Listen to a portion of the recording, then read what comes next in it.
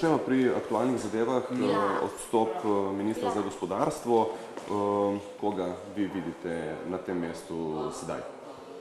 Ja, jaz sem že omenil, mislim prej, da jaz bi vzel res nekoga iz gospodarstva, ki je vodil eno veliko podjetje in sicer eno podjetje, ki je tudi zastopano v tujino, ker je treba poznati tuje trge in treba poznati globalno konkurenco oziroma kaj se dogaja na teh globalnih trgih, ker Slovenija je izredno izvozno orientirana in na našo srečo so ta naša mala in srednja podjetja nosilci našega izvoza, s tem tudi zaenkrat nosilci našega ekonomskega razvoja, kajti kljub krizi še vedno izvažamo skoraj 2/3 GDP-ja in imamo celo en majhen presežek, kar je pozitivno. Zdaj imena vi verjetno bolj poznate kot jaz, ampak jaz bi vzel nekoga ali gospod Bobinc ali pa gospod Petrič ali pa gospod Slavinec, ki so vsi imeli odgovorne položaje in razumejo realno gospodarstvo. Omenili ste reference, so pomembne morda tudi osebnostne lastnosti teh ministrov oziroma ministra na tem položaju? Mislim, da velja ne samo za ministra, velja za vsakega člana vlade, mislim za vse člane vlade in za vse člane tudi naših zbornic in tako naprej, za naše politike. In isto velja tudi za gospodarstvenike, mora veljati seveda visoke etične zahteve. Te ljudi, ki jih jaz poznam, to imajo. Ja. Je bila ta poteza Stepišnika etična poteza, moralna, kako jo vi vidite? Ja, mislim, da je malce nerodno, ker če si minister in potem tvoje lastno podjetje konkurira, je to malce zelo blizu tega, kar reče v tujini conflict of interest. Ja. Tako da je izredno od njega, mislim, da je zelo pozitivno, da je odstopil, ker je, če bi bil ta konflikt, ja, lahko bi ga se verjetno izognil, če bi se malce drugače se to uredilo prej. Ja. Je pa pravilno, da je odstopil, mislim, ker in je dober primer tega, kar bi morali nekateri drugi politiki narediti. Če se lotiva financiranja države, SM ali samostojno kot do sedaj, kaj pravite? Evo, gledajte, če nam uspe, kar trdi vlada, jaz ne poznam zdaj številk, da se sami rešimo iz te krize, je to sigurno boljše za nas. Ampak mi rabimo določeno katarzo in jaz upam, da nam bo uspelo, mene edino skrbi, ker so vse ti ukrepi, ki so pravilni ukrepi, izvajajo prepočasi. Sanacijo slabe banke se zdaj vleče že 2 leti in šele zdaj čakamo še vedno na ta stresni test. Jaz ne razumem, zakaj niso stresnega testa začeli že januarja lansko leto, če so se enkrat odločili, da bo treba slabo banko narediti. O državnem holdingu govorimo zdaj čut 1,5 leta in še vedno ne vemo, koliko je vreden, kdo ga bo vodil, kdo bo v nadzornem svetu. To so vse nejasnosti, ki niso koristne za naše gospodarstvo.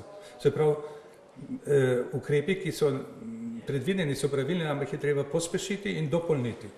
Slovenija, če se sedaj lotiva današnje mednarodne konference, Slovenija je izvozna država, ampak naš izvoz je skoncentriran le na nekaj partneric.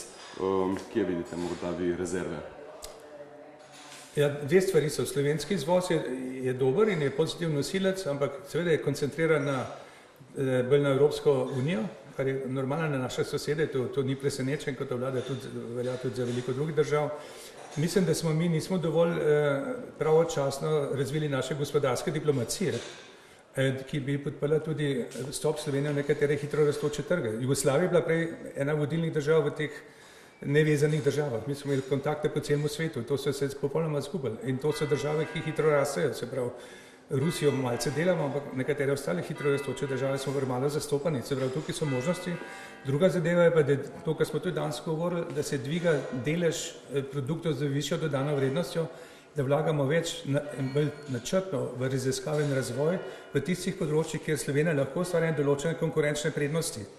Kajti mi smo majhna država, se pravi, mi bi mogli prvič dvigniti vlaganje v raziskave in razvoj. Moj predlog je na najmanj 4% GDP-ja, se pravi 1,5 milijarde, 1,5 milijarde 600 milijonov in to zelo načrtno na tistih panogah, kjer imamo šanse za preboj. Omenili ste, malo ste že odgovorili na moje naslednje vprašanje, ker sem hotel vprašati o primerjalnih prednostih, kaj pa morda naravni viri. Vemo, da pri nekaterih državah so zelo močni, Slovenija ima samo les, lahko tleki naredimo. Naš najbolj pomeni naravni vir so naši ljudje. V naši ljudje se premalo investira in se jih ne usmerja v poklice z budućnostjo. To je moja največja zamera mogoče, da če gledate strukturo diplomantov, odkar je Slovenija samostojna, je bil precejšen padec, kot sem jaz slišal, padec recimo diplomantov iz naravoslovja, naravoslovnih znanosti, inženiringa in tako naprej in to nas zdaj primanjkuje. To je naš najboljši naravni vir. Seveda imamo nekatere druge, les ste ga omenili, ampak to je spet en tak primer. O tem lesnem grozu se je govorilo že pred 20 leti, me je gospa Petrinova ga celo predlagala, ampak ga nismo nikoli uresničili. Uresničili so ga pa Štajerci v Avstriji.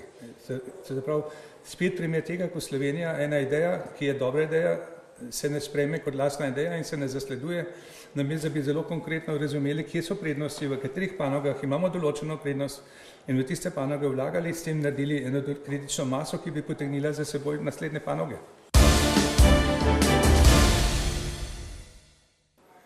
Največ, kar je začudenje, kako je Slovenija zapravila svojo dobro situacijo in svojo konkurenčno prednost, ki jo je imela, kajti po razpadu Jugoslavije in padcu železne zavese je bila Slovenija najbolj razvita dežela, država v vsej centralni in vzhodni Evropi, v bivših komunističnih državah.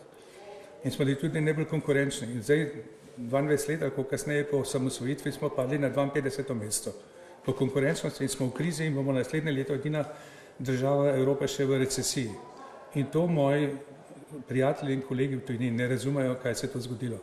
In to lahko razložijo samo naše vlade, zakaj so zapravile našo prednost. Omenili ste, da država potrebuje vodje, pa lahko mladi vodje oziroma vodje, ki niso politično upeti, do sedaj bili v preteklosti ali karkoli že, sploh pridejo na površje s to politično kulturo, ki jo imamo v Sloveniji.